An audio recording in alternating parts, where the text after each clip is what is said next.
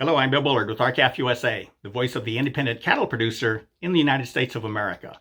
Well, everyone knows if you increase demand for beef, and in particular generic beef, meaning without regard to the beef's origin, you will increase demand for domestic cattle, and domestic cattle will command higher prices, right?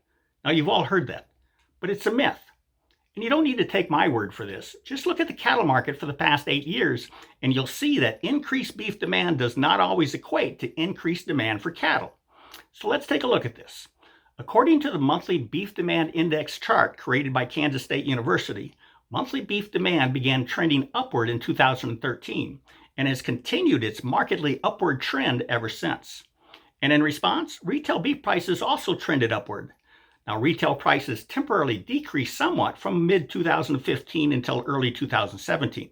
But after that, they began trending sharply upward again and have reached all-time record highs for the past several years.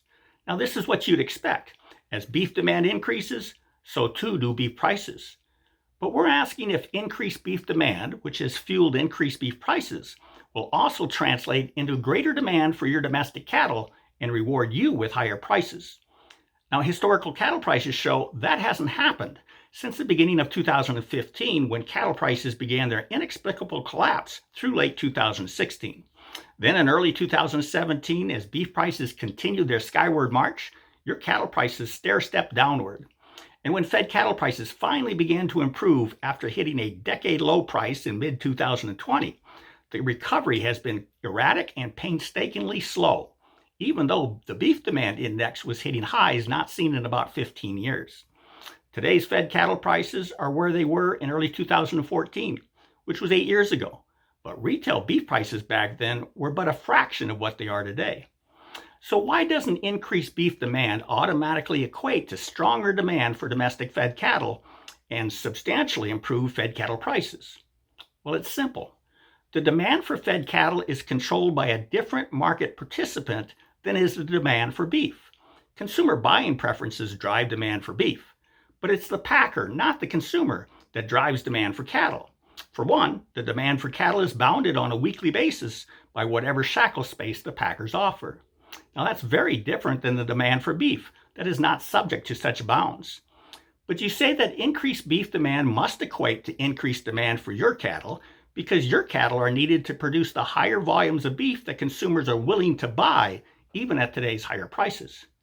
And that's the key. The increased demand for beef does not always have to equate to increased demand for your domestic cattle, because the demand is for beef, not for your cattle.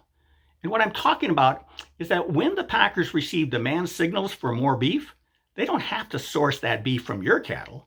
The volume of imported cattle and beef hit a 30-year high in 2020 and wasn't far off that in 2021. What's clear is that packers can satisfy an increased demand for beef with imported beef and beef from imported cattle, with a near zero impact on the demand for your domestic cattle. So if the cattle industry wants to reap the rewards of higher consumer-driven beef demand, then it must address the packers' control over where to source beef and how much shackle space to offer.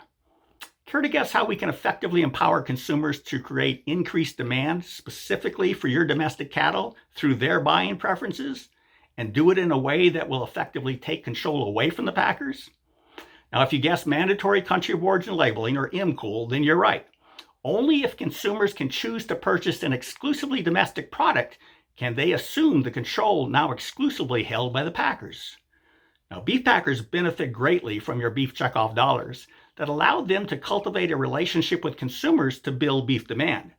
Now it's time for the cattle industry to cultivate a bond with consumers to build demand for domestic cattle. And the first step is to let consumers know if they're buying beef from your cattle or beef from any one of the 20 or so foreign countries from which beef is presently sourced. If you don't think that's true, then ask yourself why the beef industry continues to put a product of the USA label on foreign beef that they have merely repackaged, and on beef produced from imported cattle. Watch what they do, not what they say. So let's adopt the oldest marketing technique known. Let's put a brand name on beef from your cattle. And that brand name, of course, is born, raised, and harvested in the United States of America. Go to www.labelourbeef.com and help us make this happen. With that, have a productive week. Thank you, and goodbye.